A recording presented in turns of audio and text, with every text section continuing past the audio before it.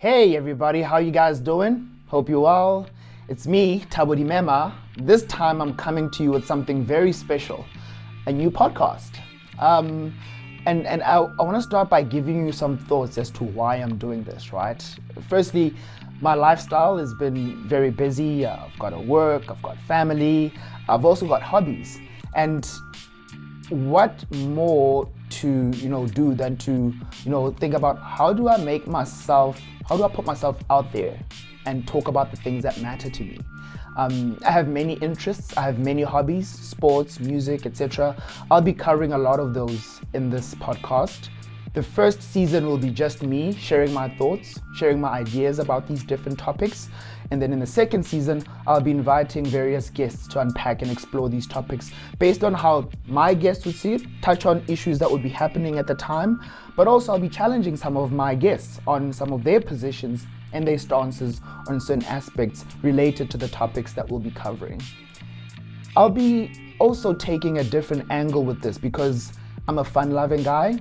This podcast is meant to be very easygoing, very chilled. We'll be talking about topics, as you will probably listen and hear and watch, that are fun and exciting and things that I typically don't usually talk about.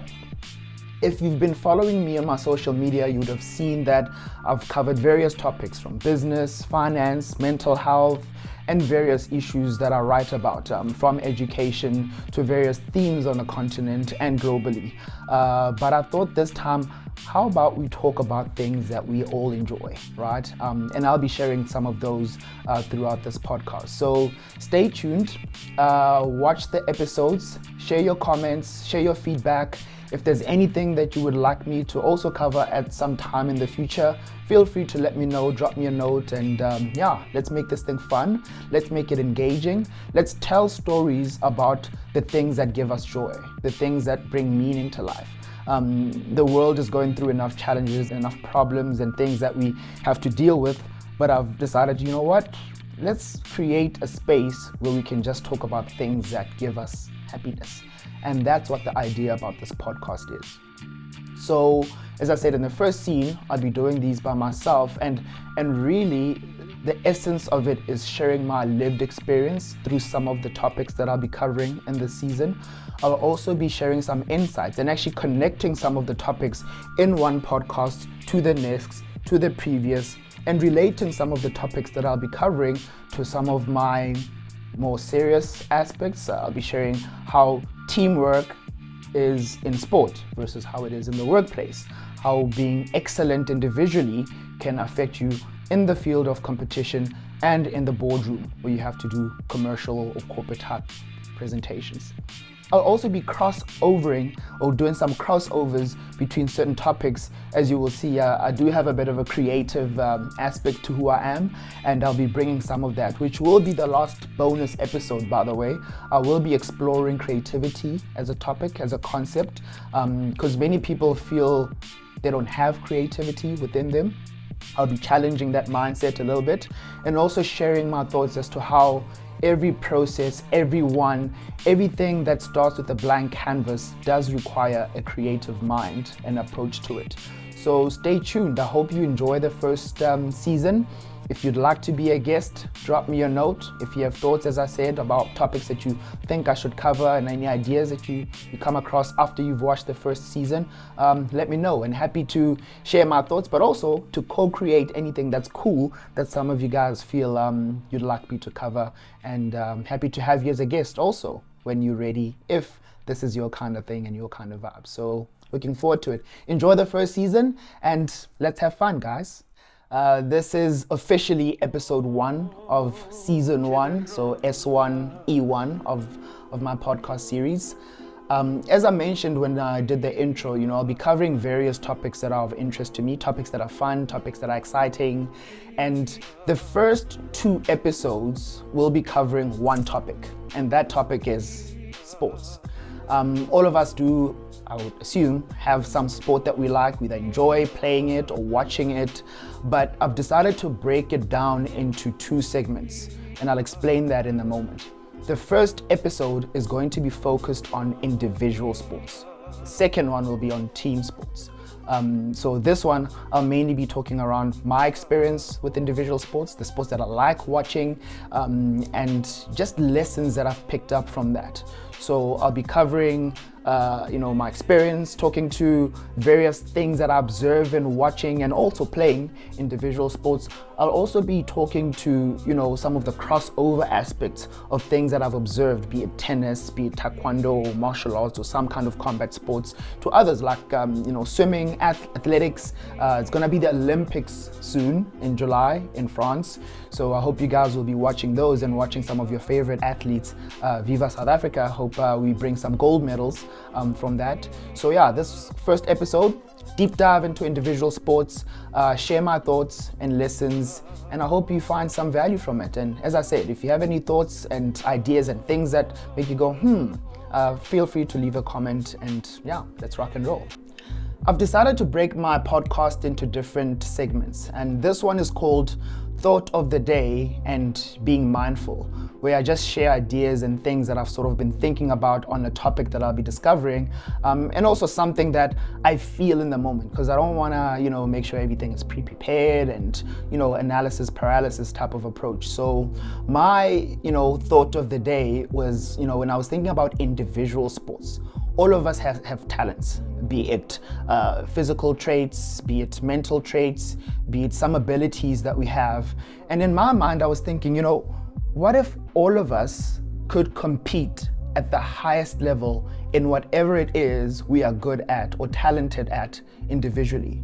And for me, I'd love to see a world where all of us can come forward with our best selves to the workplace, to the ground, to the dojo, to whatever it is that's your field of competition. If you are a sports person, some people even call themselves corporate athletes, right? Be it entrepreneurs, be it managers, and people that are specialists in the fields that they do. So sports specifically though, because when I think about sports, for me, it's also not just about me watching sports. I think about kids in primary school, okay? Kids that get taught how to run early, how to do swimming, how to get the right technique for that, stroke, and how to get the right kick when you have to do your, side kick, be it a back kick, whatever.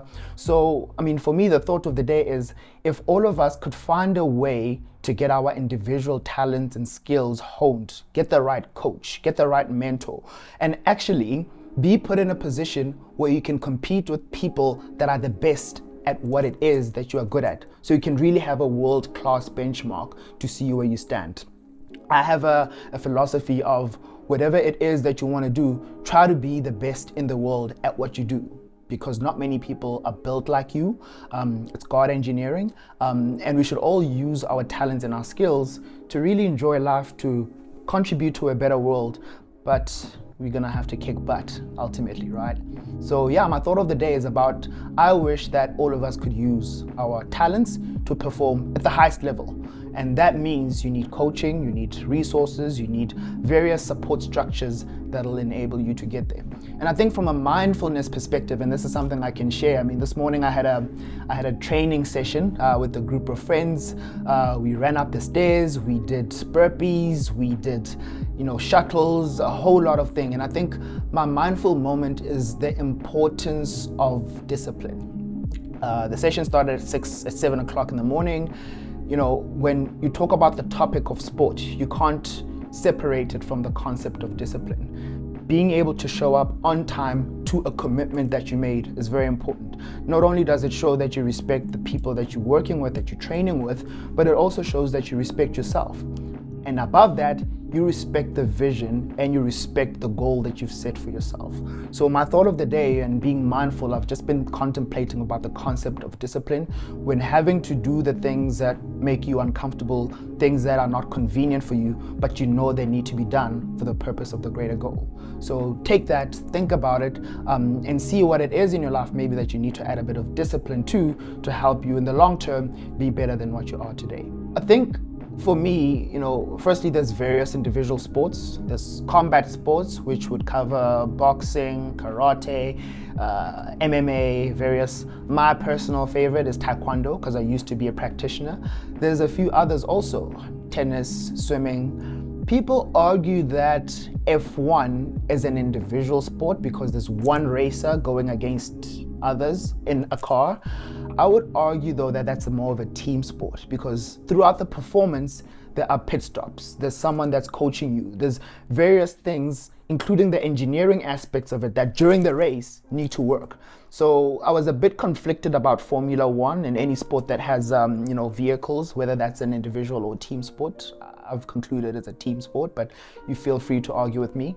But individual sports for me, I had to give it a separate focus for a variety of reasons. One, and I'm going to use combat sport as an example, right?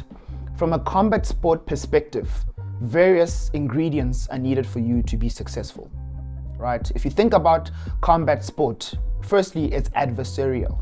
It's you against someone. In the discipline, there are rules that are set up for you guys to compete on a fair basis, be it a weight division, be it your gender, be it the kind of terrain that you operate in, right? So the playing field needs to be level to make the terms of competing fair for both competitors and people that are going to get into the ring or the dojang or wherever it is, if it's an octagon that you have to compete in. So individual sports is also about dealing with the issue that I opened with, which is discipline. More often than not, you win or lose before you even get into the ring of battle, right? And why do I say that?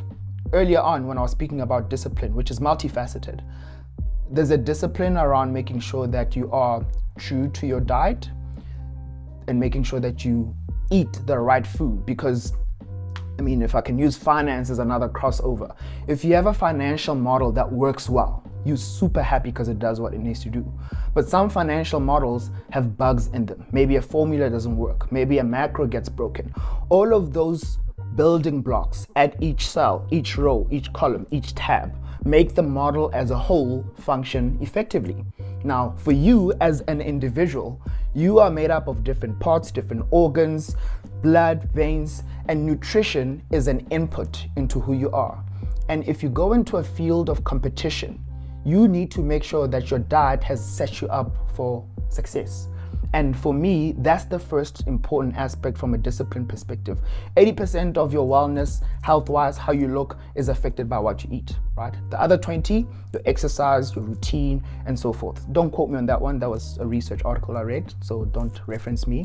But what you eat is fundamentally important in making sure that physically you are at an elite position to compete with someone that you will be facing as an adversary in the ring of battle. So that's the first point that I want to touch on. The second point I want to touch on as far as individual sports are concerned is routine. Everybody knows that when you get onto the field of battle, you need to bring your A game. Combat sport more so, because if you don't, you will get clapped, right? Getting clapped, getting knocked out doesn't feel good to get into a ring and lose and disappoint people and make people feel, this person was overrated. You want to make sure that you protect your rep, but you also go there to have fun. I was listening to a conversation the other day with Ronda Rousey. She was sharing her story around her life, how she got into mixed martial arts. And what she was saying that really resonated with me. A few things she said, but some of the things that she said, one was, some people get into the field of sports to hurt other people. Some people get in the field of sport to win, right? And for me, it was a conversation she shared with people that made me reflect about people's intentions. When you get into any field of competition, you want glory. There are people in business that will say, I want to be successful, whatever it takes, even if it means passing a few brown envelopes, crossing a few lines that I shouldn't cross. And there are people that know that, no, we know what we need to do when we're going to do it right. So equally in sports, there's certain disciplines that you learn that will set you up in other aspects of your life, be it business, be it family, relationships, etc., etc. But as far as individual sports are concerned, the whole thing around having the right routine, waking up at a certain time of day, back to discipline, making sure that when you get into the dojang, you get given drills, you practice, you do those drills as often as you can in the right technique. And often there's various sources to know what the technique is and whether it's right or wrong. One, some martial arts and some sports have guidances. If you have to do a kick that is this kick at that angle, making sure that your toes are pointed this way and so forth. So you know what the right technique is, because that matters when you have to compete and you get scored based on how well you've executed the technique or not, right? And there's also another source, a coach. A coach is someone that's an expert in that field. They've probably coached a whole lot of people individually and know, okay, I can see this person is good at this. He or she's got good reflexes, or maybe they're very good offensively or defensively. So being coachable is a very important aspect. I'm putting it as part of routine because one of the things that you put into your time and your planning as part of that routine is individual time, but there's also coaching time that you need to invest in that will help optimize your game, because your coach will see your blind spots, right? They will see things that you don't see. So routine is absolutely important as far as individual sports are concerned. The third thing I want to touch on is mindset. Mindset for me is about, making sure that you have defeated the inner opponent before you defeat the physical opponent that you'll be facing in the field of battle. And that matters to me because many people talk about issues of having imposter syndrome. They're not sure if they belong in certain spaces. They're not sure if they've prepared enough to compete at the highest level of competition. You probably will see it at the Olympics, where some athletes, and you've seen it, some have spoken about where they pulled out of certain competitions because they have mental anxiety. There's a lot of pressure. There's a lot of things that are making them feel, I don't think I should be getting into that ring or getting onto that, field of competition. Simone Biles, she spoke about it quite a lot. Even Naomi, when she, had a break from tennis, that is something that you have to deal with and manage. But mentally, and some countries do this well, where they provide sports psychology to help you manage the inner demon and to make sure that you defeat that. And it's an evolving and growing discipline or sub-discipline within sports, the whole sports psychology. Because as time and as people become more aware of mental health, one of the things that Rhonda was also sharing in her book and in her interviews was about making sure that there is an awareness. If you're concussed, some coaches, in some time, people didn't really care about your mental health. Toughen up, snap out of it, get out of it. There's things that they would do that would in the long term not only affect the athlete's ability to perform in the ring, but it would also affect their ability to be human beings, to be parents, to be lovers, to be professional people beyond their life in sport. Because you do know that your career in sport is very finite and something has to happen afterwards, right? So with the advent and the realization of the importance of mental health, the coaching discipline has also shifted and changed to a certain extent. So the mindset for me around saying, I am going into this ring to win. You have to firstly believe that. I don't think anyone goes into any sport, into any ring to lose. I think people do their best, and when they get into the field of competition, they will know if they've done their best to prepare or not. Their drills, their practice, all the things that I was explaining around discipline and making sure that you've eaten right and are coachable, etc. And in some sports, while you're performing, your coach can actually speak to you and tell you, actually, do this kick, do that. I've seen your opponent tends to lead with this technique.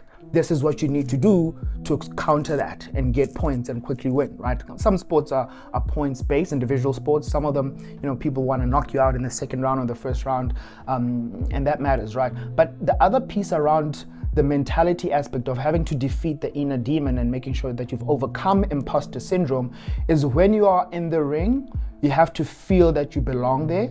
You have to feel that you are a dominant athlete. And dominance, by the way, is not always about being all over people and dominating people, but it's also about reading your opponent and making sure that you're able to use your talents and your skills to win the game in a smart way. It's not always about hard work.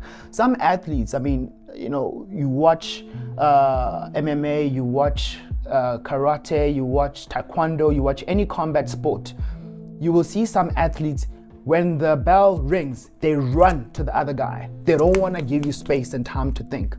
And I think for me, there is some resonance and relevance of individual sports with how you show up in the workplace, business meeting, even in the arts or any other field of life, right? Some athletes, they get into the ring and the bell rings and they immediately go and give the other guy pressure. What does that do? It gives the other guy not much time to think about how to respond to your technique. It deprives them of strategizing. It deprives them of thinking about how do I, go forth and get this point and do that. Sometimes it surprises them, and that surprise could result in you delivering a knockout blow and winning that match in the first few seconds of the game or the battle or whatever the competition is, right? So I think mentally there are a few things that you need to deal with and know what you are comfortable with. Some athletes, especially the ones I'm describing now, they are offense is the best kind of defense, where you gotta take people out, right? And there are some athletes that wanna take their time. Let me explore my ring a little bit. Let me feel my emotion. Let me see what my opponent comes up with. And sometimes, even when you watch sports, teams that have the best defense are some of the ones that are able to even win championships, because they're able to analyze and see their strengths versus the opponent's strengths, weak points, etc. So with individual sports, it's exactly the same. Some athletes, and specifically in combat sports, they take their time to see and read how you combat in the first round usually, and then in the second, third, and subsequent to that, they then strategize with the assistance of their coach and their team to then say, this is what we've prepared for, this is what you need to do. As I said, he tends to lead with the front kick or jumping punches or whatever the technique is. This is what you need to do to counter that and follow up, because he gives you pressure. Maybe turn that around and give him pressure or her pressure, then it'll turn the tables around in the field of battle. So equally in business, sometimes when you get into rooms, you find people that are impatient. They want to get straight to the point. Jeff Bezos is very famous for hating PowerPoint presentations. He likes memos. He has a certain way of working. His mental approach in the corporate athlete space is that way inclined, right? And for me, there's a lot of things that are relatable that I feel people that have done sports, they can transfer some skills, some ways of learning, approaching problems, and also dealing with pressure and conflict into the professional world. So if any of you guys are thinking about individual sports, if any of your children are not doing sports, I would really encourage you to not only sign them up for an individual sport, or any sport for that matter, but be present, be mindful, and see what it is that the children are learning from that sport that they can apply in other aspects of their lives.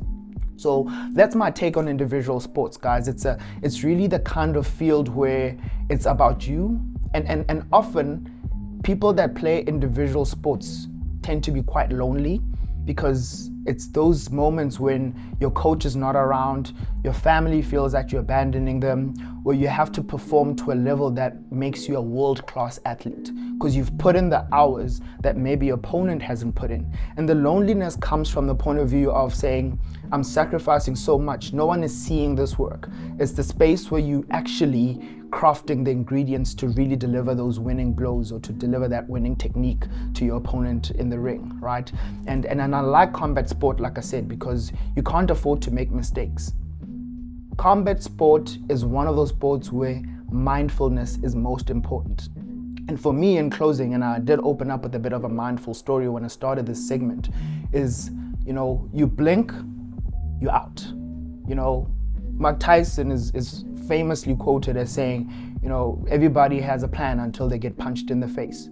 When you really miss it and not mindful in the moment, you could really lose a match, lose a tournament, lose a medal or a podium stance because you were not there. And for me, when I think about the mindfulness thing, it's a habit. It's something that people prepare perpetually to say, I need to be present in listening and seeing what my opponent is doing so that I can be able to respond. The moment you lose sight, that's when you really could lose. And the mindfulness aspect of it for me is something that's honed through practices like meditation.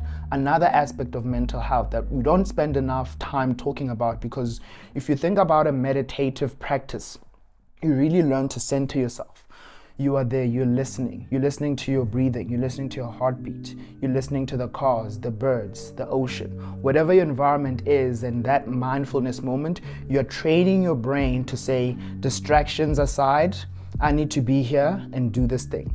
Equally, in the field of play, there will be someone that's booing you. Someone will be saying things about your family, about your mother, to throw you off your game. The mindfulness exercise helps you to really be present in the moment. And you'll see this when you watch the Tiger Woods documentary and how he was conditioned by his dad from early on, right? And that condition led to him being one of the greatest golfers of all time. So I'd say for me, individual sports, mindfulness matters the most. And it's quite strange, and not really strange, more coincidental, that the mindfulness conversation is something that's become very relevant around COVID, post-COVID, when you're talking about mental health and why people need to be in the moment. And today, it's even more difficult with the distractions that we have. We have to watch a Netflix show. I have to go to a meeting. I have to get on my phone and follow what's happening on my Instagram or my Twitter or X, whatever your platform is. And those distractions sometimes steal precious moments with our loved ones, be it with your partner, your wife, your child, your relatives, even your colleagues, and anyone that's in your life as a friend, a family, an associate. I think it's very important for us to practice and live up to the mindfulness thing. Often than not, and then you'll see it in the next episode, we'll be talking about superheroes. Superheroes are who? People that have extraordinary physical abilities, right? Some of those are superpowers, as you know, we'll cover that in the subsequent episodes. But for me, individual athletes that get into the field of combat are the closest thing in reality to superheroes. Why do I say that? They have the highest level of mindfulness. They compete very hard. They train very well. They are coached extremely well. They eat well. All these ingredients that I've touched on, we aspire and admire sports, in my view, because we really want to see the best of humanity and human ability in watching them do their thing on the track, in the ring, wherever it is that they compete, right? And individual sports are one of those areas where you can see how when all the cards are against you, when all the chips are down, when you are losing, you've literally seen matches, if you haven't seen, you should watch them, where someone is getting pummeled in the octagon and then you think it's over, and in a split second they turn things around and they win the game, right? That is all about mental resilience. That's all about making sure that you tell yourself it's not over until the fat lady sings, and then you're able to rise above that. So in closing, for the concept, the topic of individual sports, and this is something I'd really like to cover with you if you come next season as my guest, and I'd like to hear your comments and your thoughts. It's about making sure you know which sport resonates with you. And I challenge anyone that doesn't like sport or hates sports to maybe think about, why do you not like sports? And for individual sports specifically, try find one that you like, one that you can follow. Many of you guys are golfer, many of you guys are, cyclists.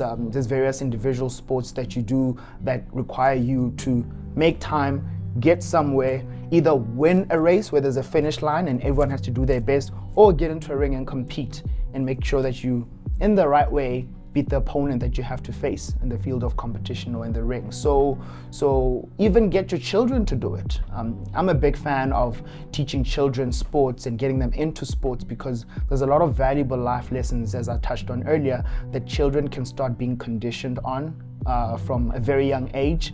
And the reason why I said it's important as a parent to be involved is because your lived experience obviously is far wider, longer, more insightful than your child's. There's things that you can observe by seeing your child compete and lose that you can guide them on how to bounce back. You teach them resilience. You teach them sportsmanship, congratulating the other guy when you lost. I mean, I've got a 7-year-old girl. She hates losing. And for me, it's about teaching her it's okay, and many people lose and they come out, they learn. Some of the best athletes had to lose many times before they became greats, and many of them ended being the greatest of all time. And I'll touch on that in the second episode when I talk about team sports. So individual sports for me are an opportunity for you to thrive at your level in the talents that you know and your physical abilities, And as I said when I opened up the show, if you could be the best in the world with your physical abilities, what would that be? What could that be for your child? What could that be for a loved one or anyone? And if you're not performing, what is it that you'd like to watch that makes you go, I'm curious to explore how this person overcomes imposter syndrome or whatever issue you're feeling or you're dealing with and you're facing in your life, in whatever field, right? Relationships, family, corporate business, that you want to see someone overcome in the field of competition and do well. And even if they fail, you better watch them the next season, because chances are they'll come out swinging and win and learn from their mistakes. And in some cases, they'll say, you know what? I've got too many concussions, man. I think it's over. There's some level of bravery that also comes with saying, no, I've done enough and I know that I can't. Because while you performing, you training, you're trying to get your game up, guess what? Your opponents are not sitting on their laurels. Everyone is trying to optimize and be the best as they can be, right? With the right coaching and guidance. So it's a very tough space, sports, and I'll share some of my struggles in a moment. But yeah, I'd say the important things around individual sports are what I've touched on, and it's a passion area of mine. And as I said, I used to do taekwondo when I was, growing up, and it's a martial art that I enjoyed. Why I enjoy taekwondo, and I think it's important to share my personal lived experience with doing individual sports. One, it's a Korean martial arts, right? That matters because when you do the sport, and it's the same across various sports, but with martial arts specifically, you learn about the culture of that sport. For example, it was founded by a Korean army general, General Choi Hong-hee. He created and designed the martial art for the Korean army. He has written encyclopedias about it. Every time you start from white belt to black belt, all the way post black belt when you get to the 9th dan, there's various things that you need to go through. So if I can use myself as an example, starting at a white belt, I knew that I needed to do a sport that can help me be disciplined. I knew that I wanted to do a sport that could help me stay fit, but also to compete. I used to do rugby in high school, but when I got to university, I thought, let me do something different, and taekwondo was the martial art that I chose. So as a white belt, and going through the process of graduating all the way to black belt, and each step of graduation is called a grading. Why? Because you have to master what it is that you need to master at that level before you graduate from white belt to a green tip, right? And then you move on to green belt, yellow, and so forth and so forth. Actually, the order is white, yellow, green, and then it progresses from there. But essentially, with taekwondo, what I got to appreciate about it is learning about the history and the culture of the Koreans. It was also great to learn about the importance of understanding the human anatomy, because, as I said, it was a martial art that was designed for the Korean army. And when you get into the field of war, there's a matter of life and death. You have to know how to quickly disable your opponent, your enemy, in the field of war, because a lot is at stake, right? So what the martial art focused on was about making sure you can disarm, paralyze, or even kill your opponent when you get into the field of battle. So obviously when you get into the ring, it's more sports. There's rules, there's ways around self-discipline. Again, when you get in there, do you decide, am I going to hurt this person? Am I going to compete to win? All those things come into play. But the lovely thing about taekwondo that are, things that I'll take away from it is having a relationship with people that are different to me. There were people that came from various walks of life that were part of the taekwondo crew when we were training. I got to learn about, as I said, the Korean culture. And one of the aspects of you grading, there's actually when you get to the red belt, there are things in karate, they call them katas, maybe to relate some of you guys that know karate, but they're called patterns in taekwondo. One of the patterns that you have to learn is called hwarang. Hwarang is a character in one of my favorite games, which I'll touch on later, which is Tekken. And hwarang does taekwondo, right? And then you learn about Where does the name come from? Snap. It was the youth arm of the Korean army, and they were being taught and trained to be excellent in what they do. I mean, they would end up being special forces or whatever, but the fact that the Korean army decided to create a youth arm that was dedicated at promoting excellence is something that I admired about the Koreans, and specifically how they approached it in the military. And it was an interesting takeaway.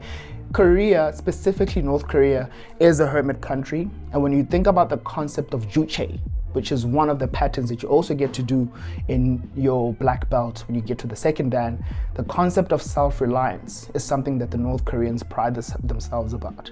You get to understand why they believe in self-reliance. The history of the Koreans versus, when the Japanese were around and they had to free and liberate themselves. Why is it that the country is the way it is? You learn about the humanity that is in all of us. And the lovely thing about sports and why sportsmanship is so important and why it's important to respect your opponent is to also see yourself in other people, right? That's how you can approach sports, with respect, with discipline, but go in there to not hurt the other person, but to be the best and make sure that you outperform them in the right way using the rules of the sports. So Taekwondo for me really taught me a lot of lessons from self-discipline, making sure that I've got my techniques right, as I've mentioned. It also taught me to think broadly and think worldly through learning about the cultural significance of the Koreans and why certain patterns mean certain things and what that means to the Korean people. And the privilege that I had to go to Pyongyang to compete in DPRK with some of the best athletes in the world was really one of the highlights of my time as a Taekwondo practitioner when I represented my country, because I had the opportunity to see the people from all over the world come together in a sport that I enjoyed, that I loved. And I'm grateful to my coaching staff, I'm grateful to my teammates, I'm grateful to my sparring partners, the guys that really pushed me to be the best that I could be, right, in the field of competition. And in closing, for me, Taekwondo, it's one of those sports that you see growing and it's evolving. It's not getting enough funding, for example. You wouldn't see, massive broadcast rights and Taekwondo tournaments being televised on any major sports channel. But for me, it's about saying, pick a sport that speaks to you, do the best that you can in that sport. At the right time, the opportunities will come. And unfortunately for me, when I went to the World Championships, there are people I competed with that did Taekwondo for a living. I was a banker, right? And Taekwondo was something I did in my spare time. So imagine when you get into a field of competition with someone that they get paid to do this, versus you that's doing it as a hobby, but you're competing at the highest level. That again is another aspect that you have to condition yourself. And I spoke about mental resilience, of saying, I may not be doing this for a living, but man, I've done my best to really prepare and get here. And you know what? He may be doing it for a living, but I'm better than him. So again, that self-conviction comes up in sport, and it's something that you get into a meeting room where you know that maybe I haven't really prepared, but I know enough about this topic to really wow my manager or to really win that presentation or that pitch to a client. The mental resilience that you learn in sport is, as I said, transferable in the world of business and any other field of life that you can, use and apply that skill and that resilience and that ability in. So that's a takeaway and a personal reflection that I'd like to share from my time doing Taekwondo. And it's a sport that I really, really miss, but I really, really follow it a lot on my social media, despite the politics behind it. I mean, there's ITF, there's WTF.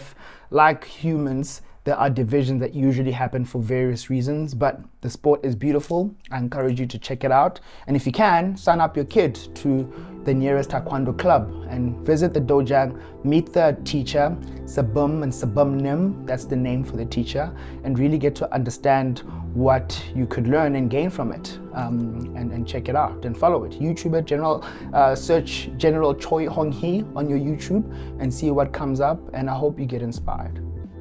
That's it on individual sports, y'all.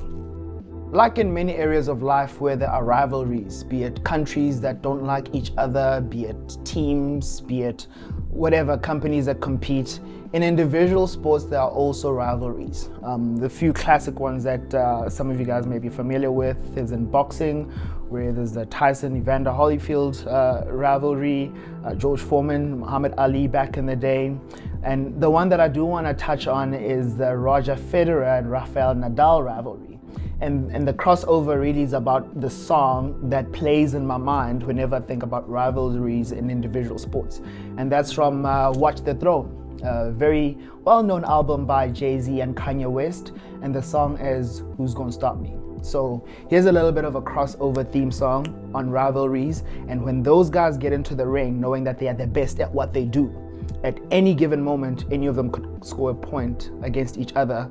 The question in my mind when I face someone in an individual sport that I think a Rafa or Roger would be thinking is, who's going to stop me? You? I don't think so. In individual sports, it's not all roses, right? And I want to use this segment to just share some of the things that I struggle with personally in individual sports. And it's things that I've seen other athletes that do individual sports struggle with. And for me, it's just to draw on that and share it with you. And also share it in when I do watch these sports, sometimes sitting in the comfort of my couch, as things that resonate with me. And really overcoming those struggles and those challenges personally are things that, techniques that I use when I meet other struggles in other areas and aspects of my life that make me go, okay, how do I now approach this problem and deal with it? Let's go to the building blocks that I mentioned earlier.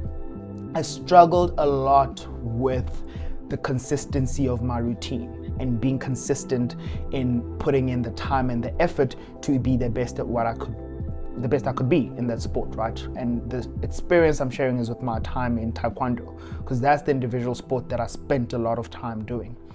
The struggle for me also led to me sometimes getting into the ring and doubting myself. I doubted whether I was ready for that match, for that sparring tournament. I doubted myself whether I could execute certain techniques that I know I didn't put enough time in practicing, and that affected my ability to show up in the ring feeling very confident.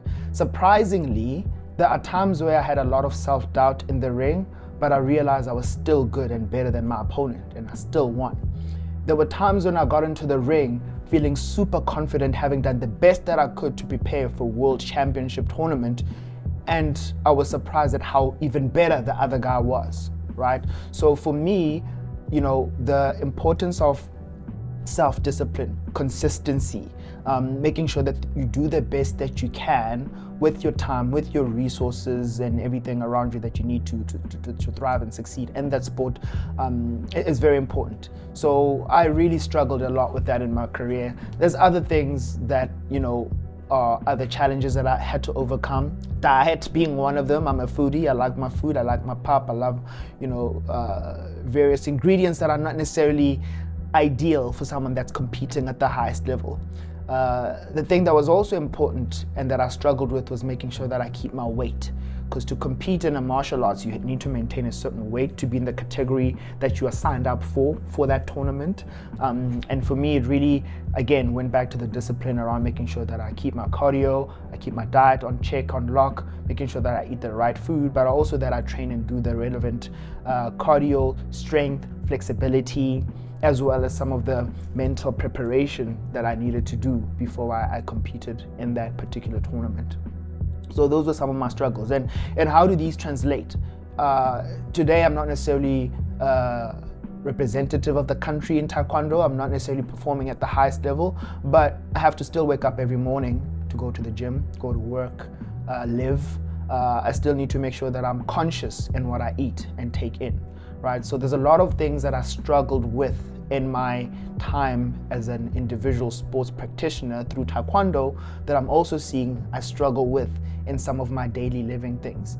And for me, it's to say it's okay to have struggles because all of us have them. Even some people that are the best that they are in what they do have struggles that they have to overcome. So life for me is also a series of overcoming those personal obstacles that more often than not we create in our own minds and ourselves. And as I said, this morning I had to wake up, go to a group training session with a few friends, and I had to overcome the struggle of having to get up on a cold morning and drive and be with the guys on time. And when I'm there, I put in my best and I leave going, you know what, hand on heart, I've done my best and I'm happy. So deal with your struggle, live with it, overcome it, because you can.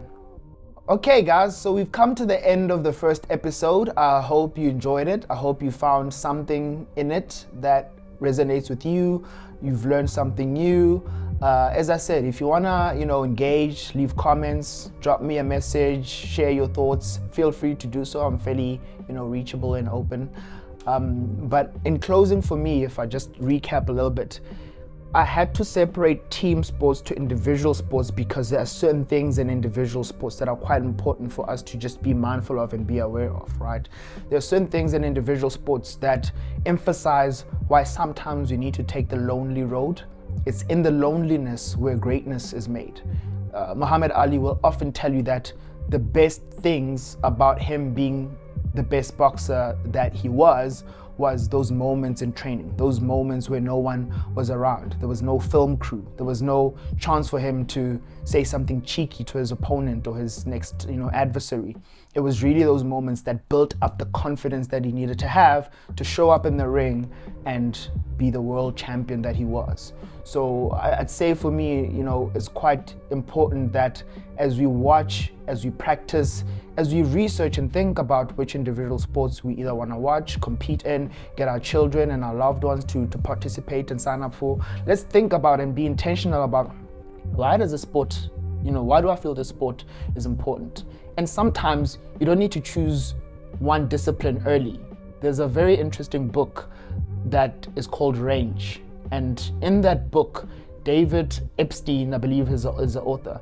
He talks about Roger Federer having to sample different sports, from baseball to whatever other sports, and he eventually settled on tennis. And that sampling period allowed Roger Federer to do enough sports to then see and realize which one it is that he wants to be good at and settle in.